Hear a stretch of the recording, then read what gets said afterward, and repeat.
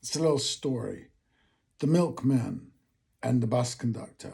When I was 17, I moved back to London and I got a job immediately. And I would get up in the morning in Lampard Grove in Stamford Hill, and I would go out and grab my tea or something, and I'd go out the front door early in the morning, and very often the milkman was coming by, and you could hear the sound of the milk cart coming. I think by then they were electric, but they had that distinctive sound. And then he'd say, "Oh, you doing all right? Morning." And he would come. He would take the milk. And in my experience in that part of London, everybody was very cheerful, especially in the morning. There was a lot of waving and helloing and "you all right" and stuff like that, and particularly the milk delivery boy. It was usually a young chap, and then anyway, so you'd go. So I'd walk out to the high street, the Stamford Hill Road or whatever it was called, and get on the back of the bus because that's what you did, and then go up to the second deck for a smoke, and then you'll be up there maybe a minute, and you fares please, and then somebody would appear up the stairs, and black, white, male, female, young, old. They had to be fit, whoever they were, because you had to get up and down these stairs, and it was, and they would walk along, and they had this wonderful steel machine hanging around their neck, and they would generate a ticket, and you'd give them money, most often coin. So they had to put the coin in these satchels and stuff. And these people were, because I didn't grow up with it, I was seeing them at the first time at the age of 17. I thought they were dead sexy. The boys, the women, the men, I just thought this is the most wonderful thing. And they were always cheerful and fun, and "you're all right, mate," and imagine that, old ladies trying to get their sixpence out and all that sort of stuff. And totally amazing kind of experience. Of course, then we had the great progress. Margaret Thatcher came in. It's not her fault, but the great progress was to get rid of the bus conductor. Right. So, and now we go to the shop to buy the milk. The milk is not delivered anymore. And in so many of walks of life. And what's interesting to me is that what we associate with success and affluence is actually related to how alone we can be. I had a girlfriend once. I lived in Mile End, London, and was wonderfully served by buses and trains. And she had a car, and she used to drive from where we live, Victoria Park, into London, and she took this amazing circuitous route. She aspired to a car. She wanted a car, and car she's alone, right? And also her clothes. She worked in offices. Brilliant person. She worked in offices, so her clothes had to be nice, and her hair had to be nice, and all of that is much more controllable if you're in your car. So, um, and when we listen to music, for thousands of years, we used to go to a place where music was played, and to the pub or to the dance hall or wherever it was. Now and then we invented something where we could go and buy a piece of vinyl and put it on a thing, and we could listen to it in our own room, in our own house, so it becomes associated with all that kind of stuff. We go to, etc. All those sorts of things. In other words, there is a syndrome which is clearly, to me, seems to be about how the masses, who for thousands of years did backbreaking toil, tilled the fields, and then harvested the harvest and all the rest of it, suddenly could live the way, as some capitalist pointed out recently, that the average person, the average poor person in the Western world lives today, 2025, the way that 17th century monarchs used to live. Now think about that, right? You have a car, you know, whatever. We can isolate ourselves from the rest of the world, and capitalism serves that brilliantly. So you've got this. It begs a question.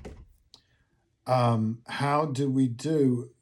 And I think when something like adolescence comes up, it begs the question: are we prepared to be these solitary creatures? There is much to be said for it. I'm a big champion of solitude, big fan of solitude, and the work that can be done within it, with the creativity that can happen within it, that all that sort of stuff. But we did evolve socially. So we either evolve into a new human being that operates, and I think a lot of our myths are going in that direction, or we should really allow ourselves to access the great joys and healthiness of communal life, right? We look at the animals, any animal. Animals are social. Our Facebook reels are full of animals and how they do and how they love each other and how they love us. It's extraordinary. But our social values are driven and aided and abetted and driving of capitalism, have all to do with that. I remove myself. I can be alone. I can be unharassed, and I'm not a Luddite. I have no desire. I love my earplug and my iPhone. I love all that stuff. I'm just saying that when you run into the issues that we're having with the internet and stuff like that, it's because our lives have been filled with a version of solitude that is probably not doing the best for us. And so my guys there, Michael Walker and Aaron Bastani, were talking about, they're progressive, environmental, Marxist type people. And they're talking about, but they said, I'm not a non-growther. Because there's this thing right now amongst the liberal class, I guess, where they are talking about we need to stop growing. And they're saying, no, I like all my gadgets. We need our technologies to be less demanding on our fuel resources, for instance. They say that, and I suspect that's sort of largely a fool's conclusion, but they're admitting it. And I'm saying, look, go ahead and do that. The thing is, what you lose, or the green effect of a more communal existence, and the health, psychological health that is contained within us doing that, being involved in things, learning to have a balance between solitude and community. In other words, and when we do commune, we've got this ridiculous thing that we've got now, which is competitive. So you've got men particularly trying to do their I am this while they're in the communal necessity. And I think there's a lot of toxicity in that. And it's not to say that they don't need to do their macho thing. They need to do it and then find a way to make that gel with what the community needs, right? We live more and more in what do they call them? Families. These little families, there's a word for it. Mom and dad and 2 kids and the dog or something like that. That's what we consider to be, and that's not ever been good for us. It takes a village. It takes a township. It takes whatever you want to call it. It takes it takes that kind of, for us to be healthy, nuclear, that's the word, the nuclear family. And I suppose the proton in the nuclear family is dad, or the neutron, whatever it is, and he generates all this sort of stuff. It's bullshit. It's bullshit. But I think a lot of our impulses and our cravings and our desires come from that, come from the fear of being out amongst people, and not developing the individual in the context of the community. That's a tribal facet. That's what the tribe does. We don't have that. We've rejected tribalism, so we try and do this thing, and we end up, most of our leadership, they're not leaders because they're arrogant. It's just that the only people who would desire the job or the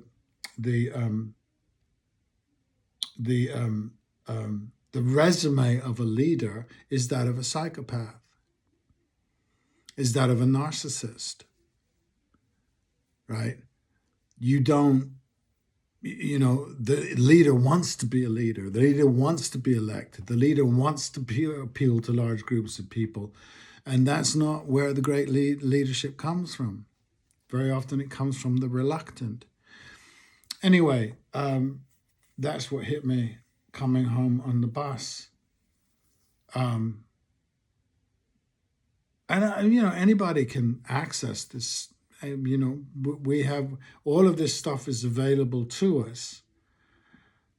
I was at the bus stop at Port Authority, and even those words, I know people who say, "Oh my God, no, never, I would never go." Port Authority, and a bus left early, and the 3 or 4 people rushing to it. Suddenly this conversation breaks out. Not a lot of anger, because we know a bus is coming. There's some joking around. There's some sharing going on. We do that really, really well, especially people who take buses.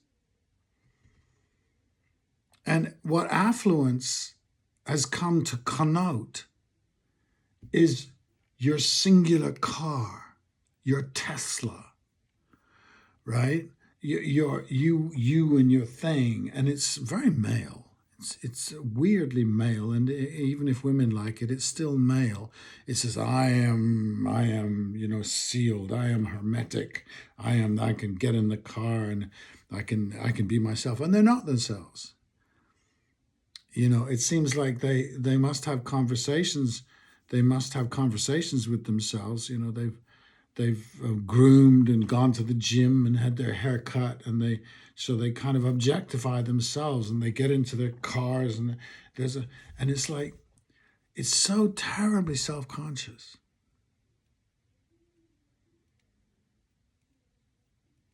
Those bus conductors, wow.